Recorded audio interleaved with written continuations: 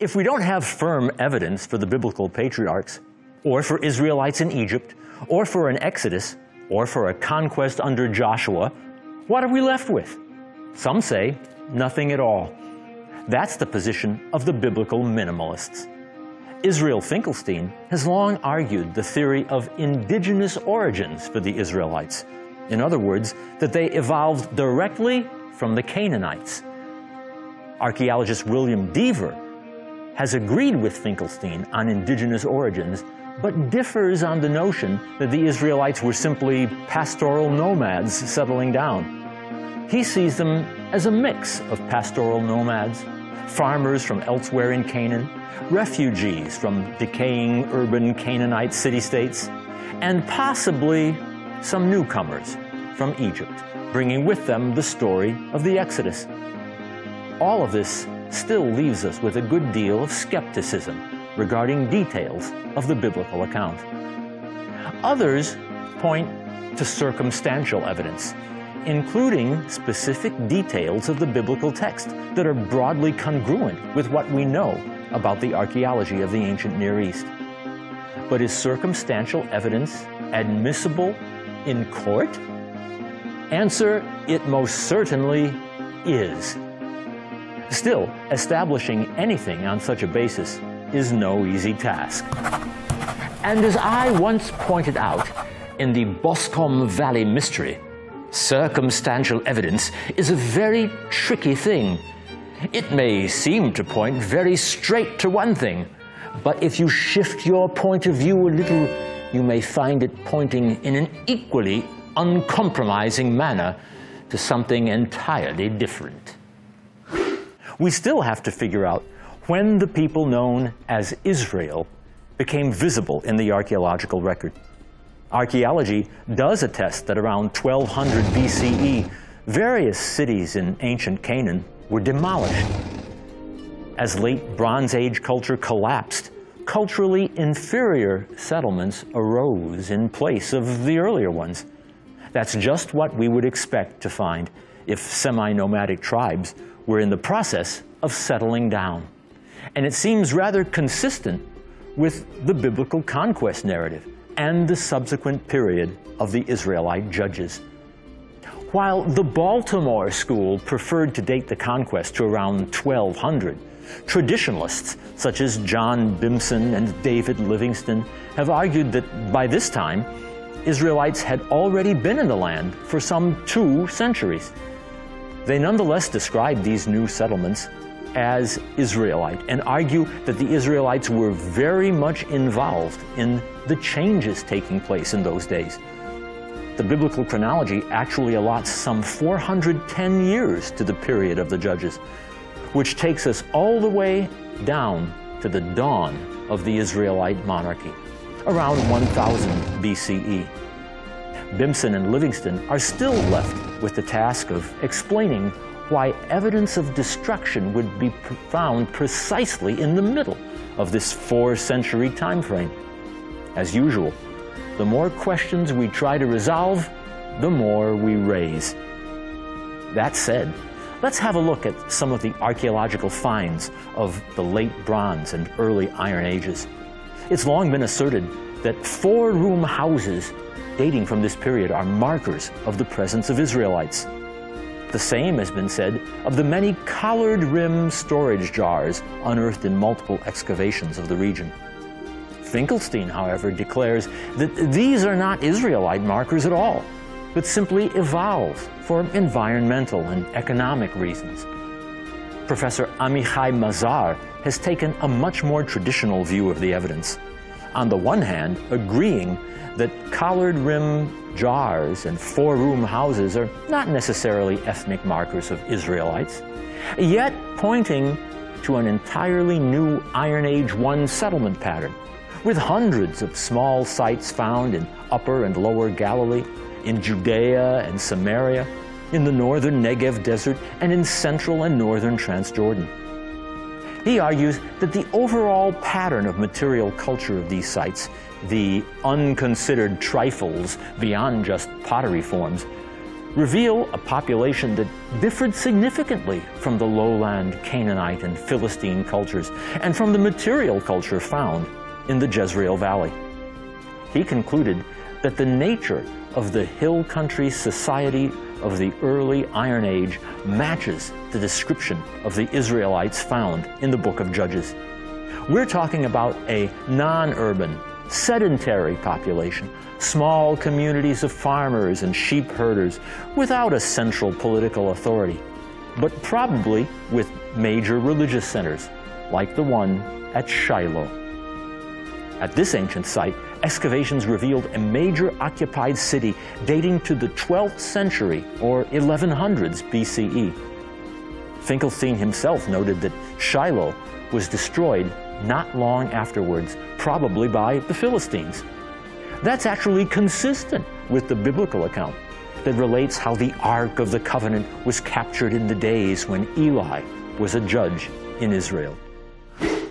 וישלח העם שילה, ויסעו משם את ארון ברית השם צבאות, יושב הקרובים, ושם שני בני אלי, עם ארון ברית האלוהים, חפני ופנחס. וילחמו פלישתים, וינגף ישראל, וינוסו איש לאוהליו, ותהי המכה גדולה מאוד, ויפול מישראל 30,000 רגלי, וארון אלוהים נלקח, ושני בני אלי מתו, חפני ופנחס. The battle would have taken place not far from Shiloh, and it stands to reason that the city would have been attacked by the Philistines at that time. Additional excavations at the site uncovered a large flat area matching the size of the great tabernacle described in the biblical texts as residing here during the days of the judges. Numerous holes had been dug at intervals into the bedrock, and while their exact date and purpose are a mystery, it's quite conceivable that they are related in some way to the tabernacle itself. We should also look once again at the excavations at Jericho under John Garstang, which uncovered a large villa occupied in the late 14th century BCE, late Bronze Age 2A. It was clearly the residence of a very wealthy individual, giving rise to speculation that this was the residence of King Eglon of Moab, assassinated, according to the book of Judges, by an early Israelite named Ehud. The Bible places the story in the city of palm trees, Jericho. ויחזק השם את עגלון מלך מואב על ישראל, וילך ויח את ישראל, וירשו את עיר התמרים.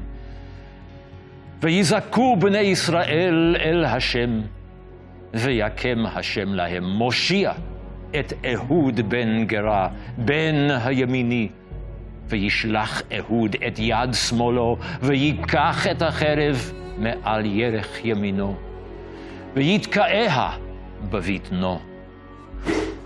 If we're looking for evidence of the days of the biblical judges, we should also return to the archaeology of Hatzor, Again, we should point out that tells are like layer cakes with one occupation level built on top of another.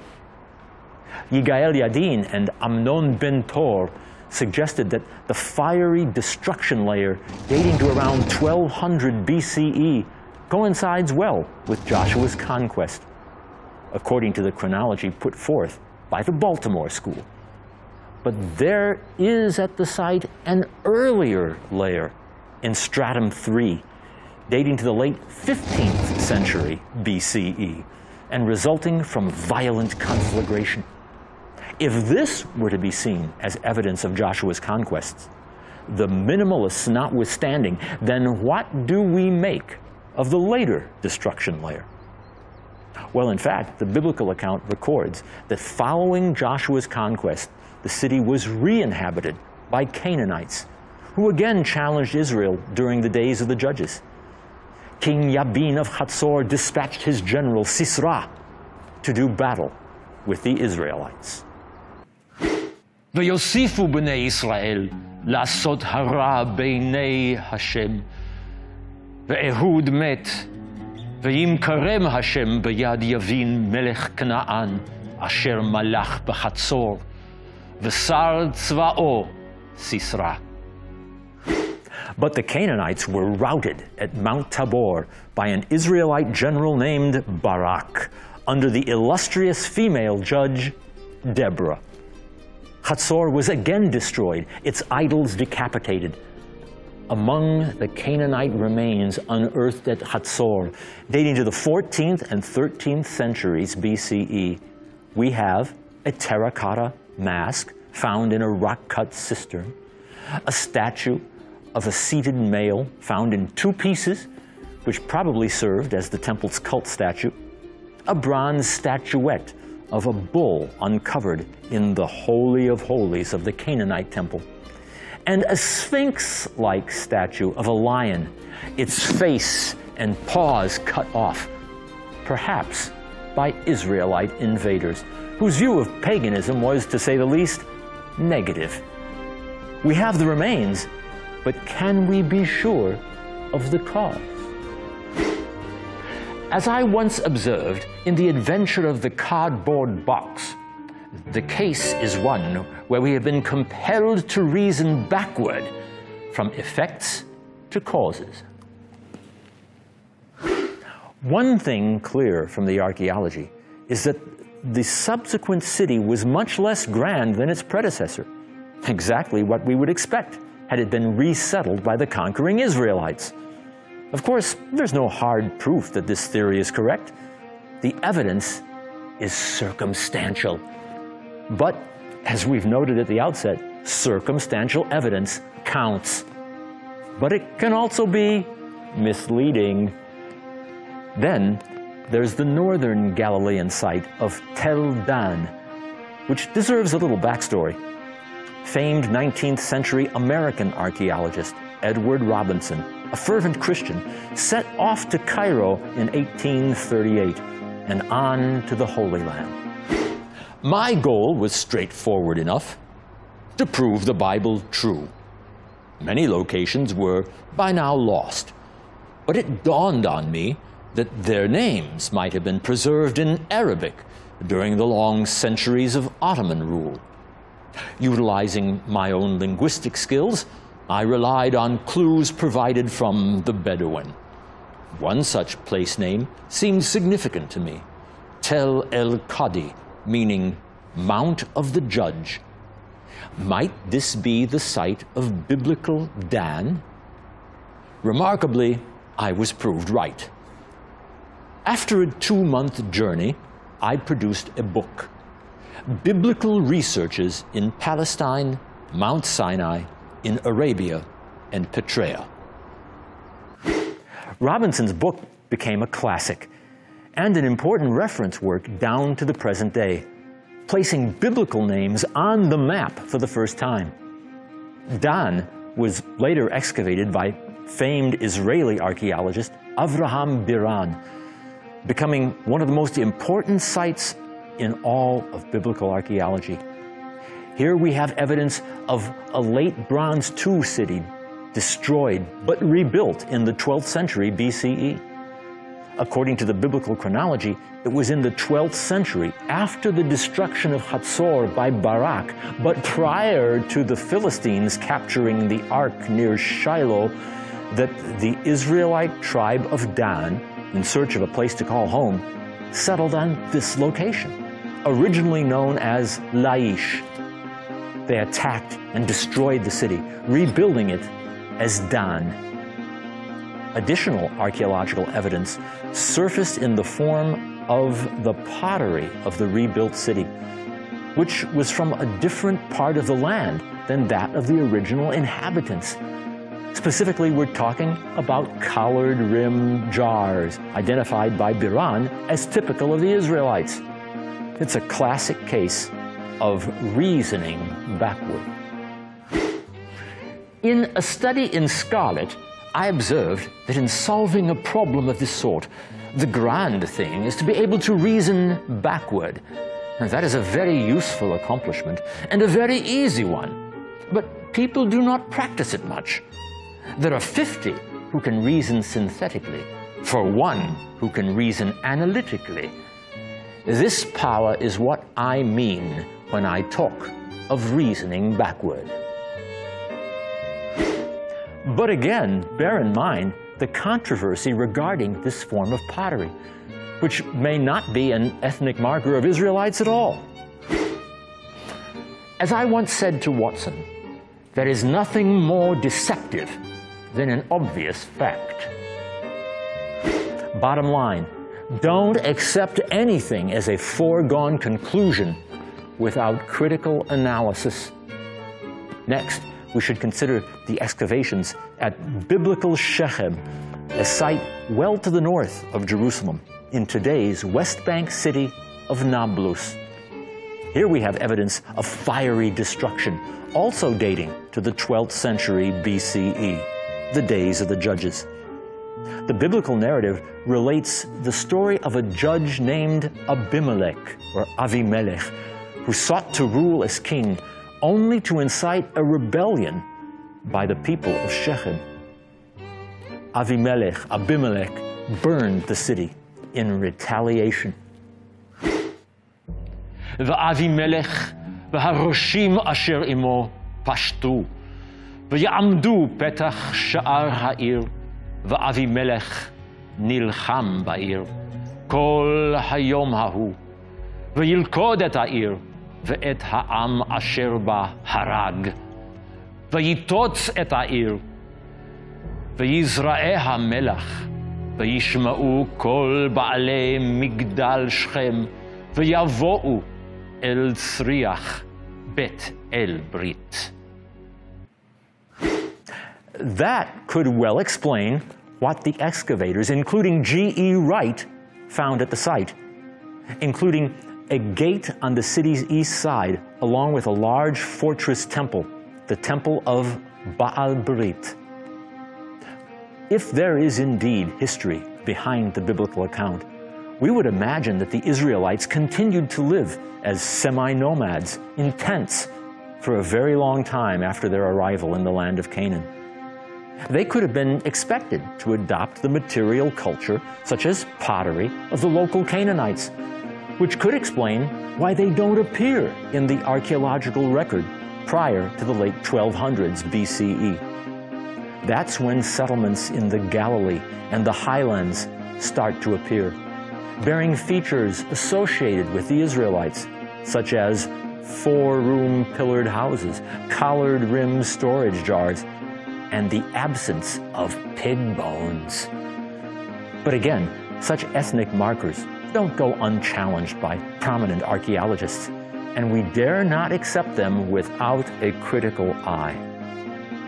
What we are left with, not surprisingly, are two competing camps, minimalists and traditionalists, each with serious points to make.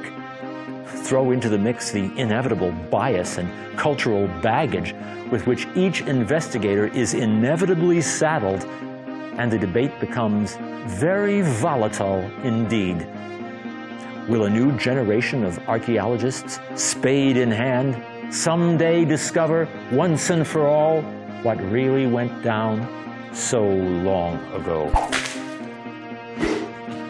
As I've often said, when you have eliminated the impossible, whatever remains, however improbable, must be the truth.